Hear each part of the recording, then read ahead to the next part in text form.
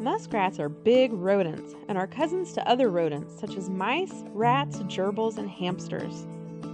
Native to North America, they range all the way from Canada down to northern parts of Mexico.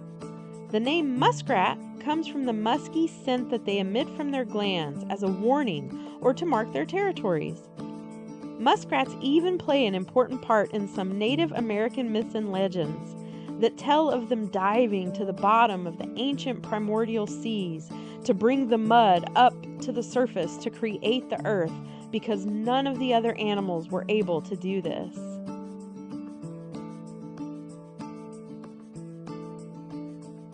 Did you know that muskrat fur is a thing?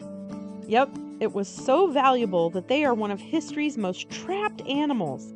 That's right, that fur coat your auntie wore in those old family photos might just be muskrat fur.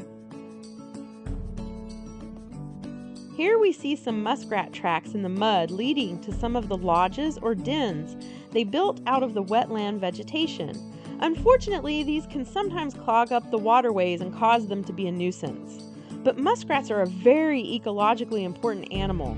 They clear paths through waterways by eating the vegetation, which gives ducks and other birds places to swim.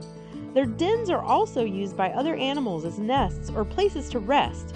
Caribou and elk are even known to feed on these dens when food is scarce. They are also an important part of the food chain, feeding coyotes, eagles, owls, foxes, raccoons, otters, and even snapping turtles. Muskrats create and travel along trails that they make in the marshy grasses, as we see this little guy doing here. They even continue to use their trails under ice all winter when the waters freeze, just like the beavers do.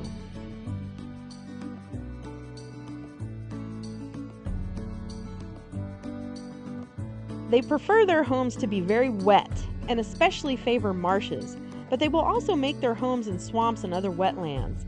Hot, dry weather is such a problem for them. So much so, they even have a specialized mechanism called regional heterothermia that allows them to regulate the blood flow to their feet and tail, keeping them cooler than the rest of their body core. Their fur is dense and traps air, which helps them float and stay warm. They're not terribly at ease on land, but they make up for it by being amazing swimmers. Did you know they can hold their breath and swim underwater for 15 to 20 minutes? And thanks to their webbed feet and flattened tails, they can even swim backwards and forwards. These little guys have huge appetites, eating a third of their weight every day. Their favorite food is mostly cattail shoots, but they aren't picky. They'll eat other things like snails, mussels, salamanders, crustaceans, fish, and young birds if veggies aren't available. But did you know that they've even been shown to become cannibals when food is scarce? Yikes!